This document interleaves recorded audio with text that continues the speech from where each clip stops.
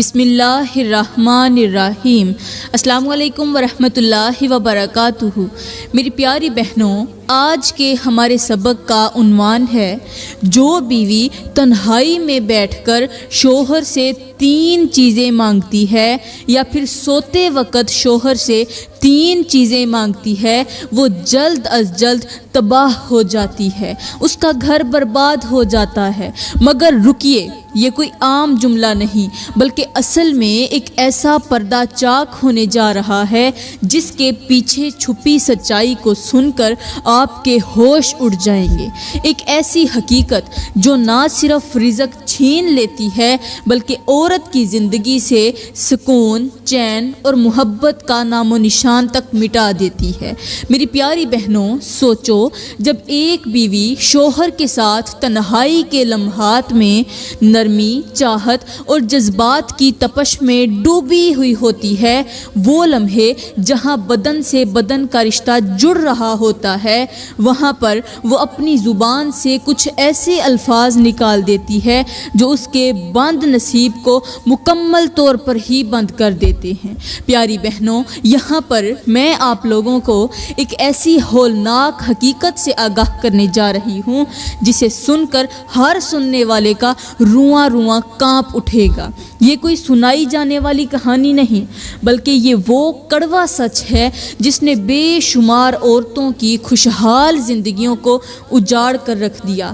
وہ عورتیں جو بستر پر محبت کے لمحے میں دل لبھانے والے انداز میں اپنے شوہر سے کچھ ایسی چیزیں مانگ بیٹھتی ہیں جن کے مانگنے کا وقت وہ ہرگز نہیں ہوتا، اور یہی لمحہ بنتا ہے ان کی بربادی کی پہلی سیڑھی۔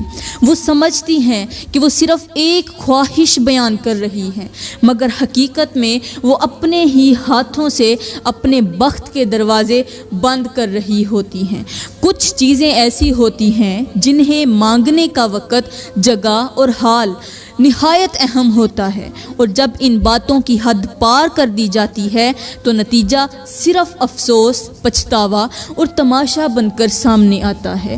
پیاری بہنوں، میں آپ کو وہ 3 چیزیں ضرور بتاؤں گی، لیکن اس سے پہلے آپ یہ سوچیں کہ کہیں آپ بھی ان لمحات میں سے کوئی ایسی غلطی تو نہیں کر رہی، ان لمحوں میں کوئی ایسی خطا تو نہیں کر رہی جو آپ کی زندگی کو دیمک کی طرح چاٹ جائے، کیونکہ کچھ جملے، کچھ خواہشیں اور کچھ چیزیں ایسی ہوتی ہیں جو زبان سے نکل کر مقدر کو جکڑ لیتی ہیں، اور پھر پیچھے رہ جاتی ہے صرف تباہی، صرف آنسو، اور وہ جرم جیسے کوئی عدالت ثابت نہیں کر سکتی۔ کوئی عدالت اسے ثابت نہیں کر سکتی، یہ وہ جرم پیچھے بچتا ہے، مگر اس کی سزا رب خود دیتا ہے۔ پیاری بہنوں، وہ 3 چیزیں بتانے سے پہلے میں آپ لوگوں کو میاں بیوی کے اس پاکیزہ رشتے کے ایک ایسے پہلو سے آگاہ کرنا چاہتی ہوں جو شاید آپ نے پہلے کبھی نہ سنا ہو۔ یہ رشتہ صرف قانونی یا سماجی بندھن نہیں ہوتا بلکہ ایک ایسا نرم، گہرا اور رحمت بھرا تعلق ہے جس میں اللہ نے دلوں کی تسکین، جسموں کی راحت اور روحوں کا سکون رکھ دیا ہے۔ جب شوہر اور بیوی ایک دوسرے کے قریب آتے ہیں، جب نگاہیں نگاہوں سے باتیں کرتی ہیں، جب لمس جذبوں سے لپیٹا ہوتا ہے، تو وہ لمحے صرف جسمانی نہیں ہوتے بلکہ روحانی لذت کے ہوتے ہیں۔ میری پیاری بہنوں، جب شوہر بیوی کے جسم پر محبت سے اپنا ہاتھ رکھتا ہے اور پھر بسم اللہ پڑھتا ہے تو اللہ اس لمس میں 70 رحمتیں نازل کرتا ہے، اور اگر اس لمحے دل سے شکر ادا کیا جائے تو وہ قربت عبادت بن جاتی ہے۔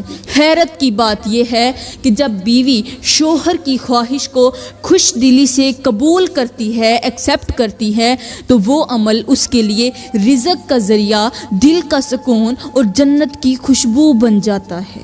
اور میری پیاری بہنوں، یہ بات شاید آپ نے نہ سنی ہو کہ جب شوہر کی پہلی نگاہ بیوی کے جسم پر پڑتی ہے، محبت سے پڑتی ہے، پیار سے پڑتی ہے، تو اس نگاہ سے ایسی روشنی نکلتی ہے، ایک ایسی چمک نکلتی ہے جو 7 آسمانوں تک جاتی ہے، اور اللہ اس جوڑے کو ان لمحوں میں گناہوں سے پاک کر دیتا ہے۔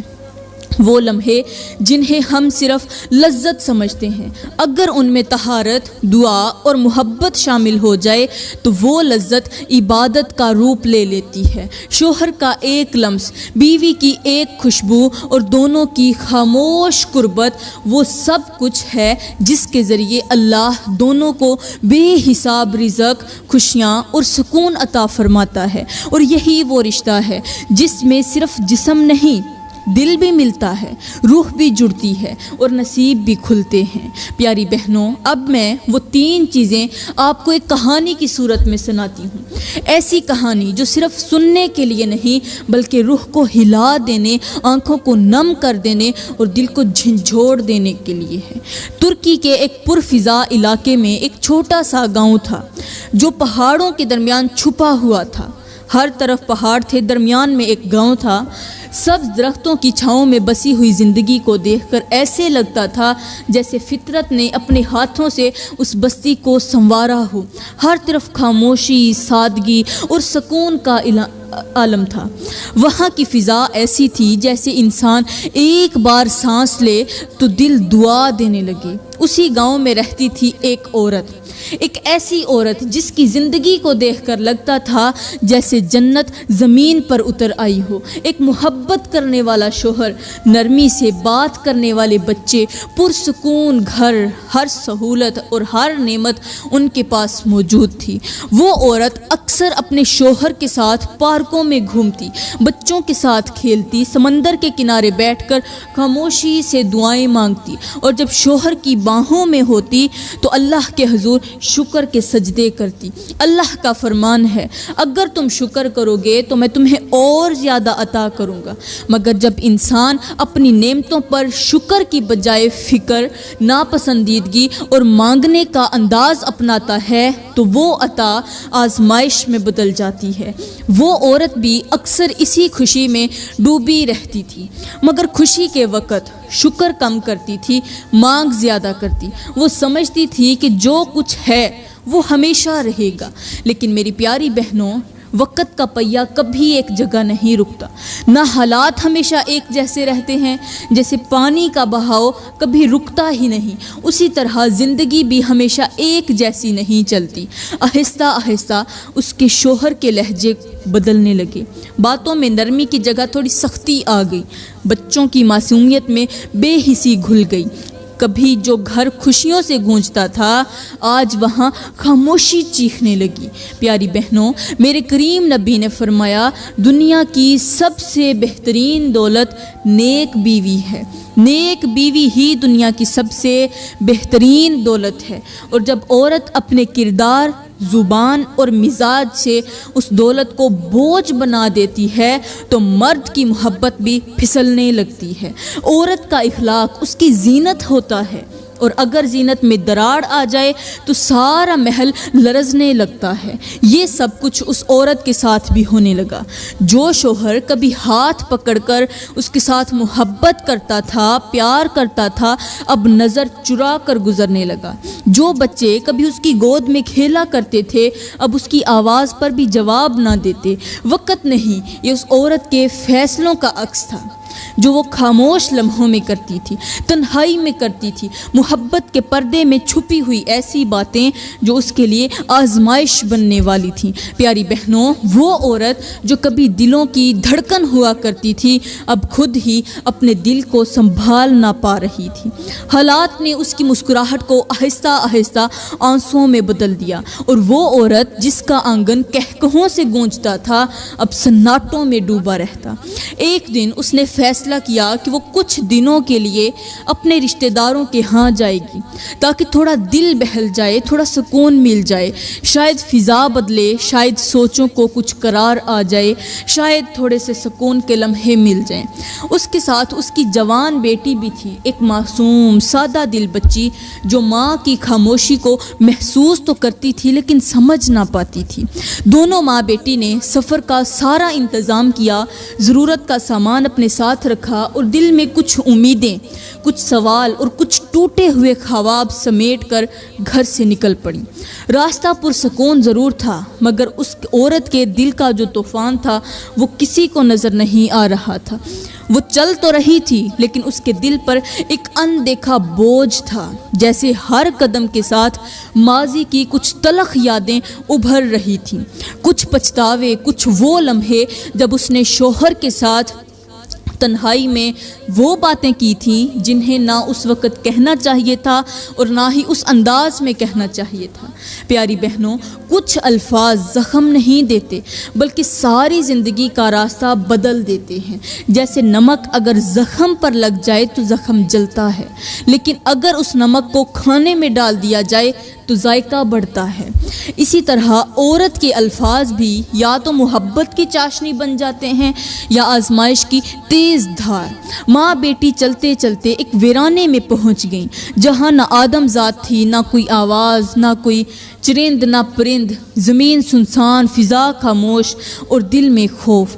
بیٹی تو دبک کر ماں کے ساتھ لگ گئی، مگر ماں کا دل پہلے ہی بے چین تھا، اب وہ بے چینی اور بھی بڑھ گئی۔